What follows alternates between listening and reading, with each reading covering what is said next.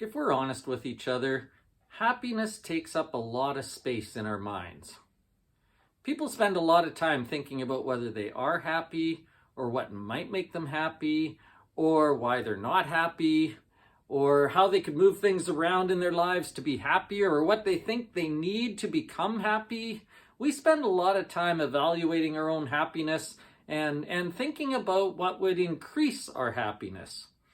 All you got to do is just look at the TV shows we watch and the books we read to understand that that's true.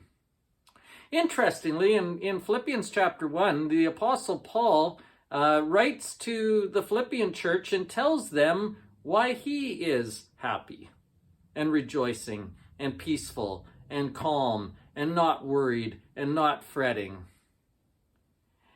The fact is, his life isn't perfect. In fact, it's a complete mess. He's sitting in jail. People are doing nasty things against his name. There's all sorts of bad things happening. But Paul says, I'm rejoicing and my joy is overflowing.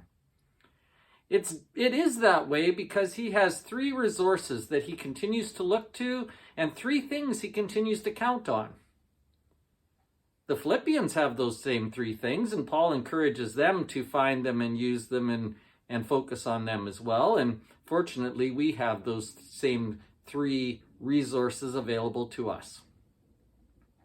If you want a happier life, it's not going to be found by making all your circumstances just the way you want them. If you want a happy life, it's not going to be found chasing it all over the place. Paul says a happy, rejoicing, overflowingly joyful life is found in three different ways. 3 ways we will outline this Sunday.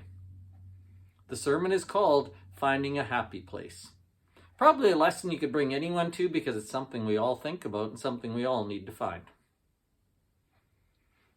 In Bible study at 10 o'clock, we are in the middle of 1 Samuel chapter 18. And in this section, we start to see King Saul's downward decline. David is becoming more popular and Saul is becoming more and more jealous of him. And that jealousy is causing Saul to do silly things. It's causing him to react in irrational ways. And it's actually causing him to work against himself and the kingdom that he is leading. Unfortunately, anytime we allow jealousy to take hold of us, that's always going to be true. And so what we're going to try and do is use King Saul as a warning to us. A warning about how important it is to keep relationships healthy, how important it is to be able to cheer for other people, and how important it is just to, as we said last week, remember what's real and not tell ourselves fake stories. Saul's life starts going downhill in the middle of chapter 18 of 1 Samuel, and that's what we're going to look at this week. So read ahead, middle of 18 through chapter 19. We might get that far as well. We'll see. Once again, I think I've got something to share with you from the Word of God that's going to be useful this week. I think it's going to be encouraging. I think it's going to give you some direction if you feel like maybe you're just a little bit lost or don't know where to go or where to turn. Lots of hopeful stuff this week, and we could all use some hope.